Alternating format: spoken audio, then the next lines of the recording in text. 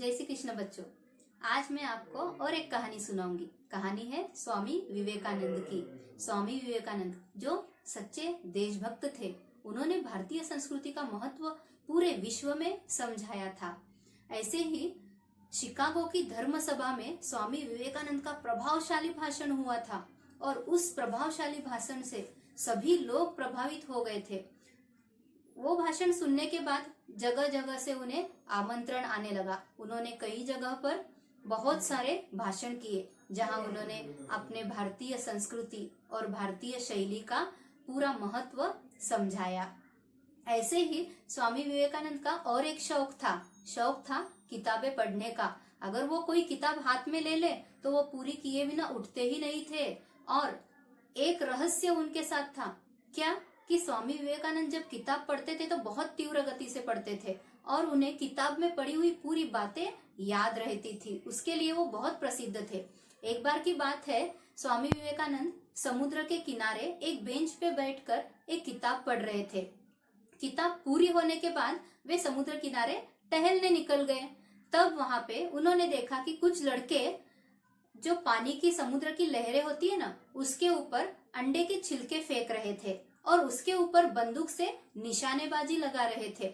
उसमें से एक लड़का था जो उनका लीडर था और वो कह रहा था कि निशानेबाजी ऐसे नहीं, ऐसे करनी चाहिए। गुस्से में आ रहा था, सभी लड़कों की गलतियां बता रहा था और खुद को बहुत होशियार समझ रहा था। यह सब देख के सभी बच्चे जो निशानेबाजी कर रहे थे वो तो डर रहे थे और उनका निशाना ही नहीं लग रहा था।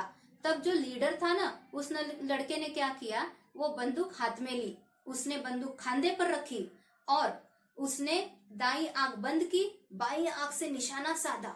यह देखने के लिए सभी लोग जो भी समुद्र किनारे थे वो सभी इकट्ठा हो गए। सभी को आतुरता थी कि शायद अब निशाना बराबर लगेगा। स्वामी जी भी यह देख रहे थे। तब एकदम से जब बंदूक का निशाना बाहर निकला तो सभी आतुर थे, लेकिन निशाना चूक गया। तब सभी लोग हंसने लग गए और स्वामी जी के मुख से भी हंसी निकल गई। पहले ही निशाना चूका हुआ था तो वो बच्चा जो लड़का था वो गुस्से में था और उसने चिढ़कर स्वामी जी को देखा और बोला कि तुम तो भगवाधारी भारतीय हो, तुम्हें क्या पता बंदूक कैसे चलाना है और तुम मेरे ऊपर हंस रहे हो। उसने बंदूक आगे करते हुए कहा, अगर तुम्हारे में हिम्मत है तो तुम बंदूक चलाकर दिखाओ। स्वामी जी ने बंदूक हाथ में ली। उन्होंने एकाग्रता से जो अंडों के छिलके लहरों के ऊपर डोल रहे थे, उस अंडों के एक छिलके पर निशाना साधा। एकाग्र शक्ति में इतनी शक्ति होती है, देखो जब निशाना साधा तो वह निशाना अचूक लगा। तब सभी लोग आश्चर्यचकित हो गए। तब उस लड़के ने कहा, ये क्या है, ये तो अंधेरे में तीर मारने जैसा हो गया, गलती से कभी कभी हो जाता है, और एक बार निशाना लगाकर दिखाओ। तब स्वामी जी ने फिर से बंदूक से निशाना, एकाग्र शक्ति बढ़ाई खुद की और निशाना लगाने के लिए वो बंदूक आगे किए। तब पूरे अंडे के 12 छिलके उन्होंने निशाने बंदूक से बराबर निशाना लगाते हुए उड़ा दिए। सभी लोग जो भी किनारे पर जमा हुए लोग थे वो सभी आतुरता से, आश्चर्यचकित से उन्हें देख रहे थे। तब उस लड़के ने पूछा, तुमने क्या बंदूक सीखने का अभ्यास किया है या फिर तुम पहले आर्मी में थे, ये कैसे हो पाया।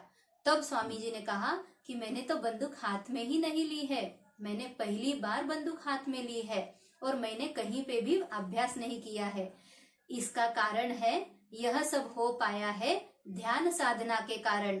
ध्यान साधना से एकाग्र शक्ति बढ़ती है। ध्यान साधना बच्चों, जैसे हमारे ऋषि मुनि, हमें पता है हमारी भारतीय संस्कृति में ध्यान साधना को बहुत ही ज्यादा महत्व दिया गया है, जिसे हम अभी के इसमें मेडिटेशन कहते हैं।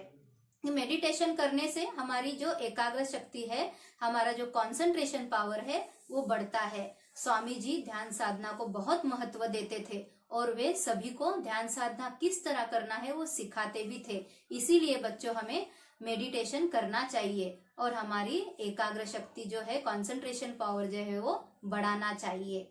धन्यवाद बच्चों।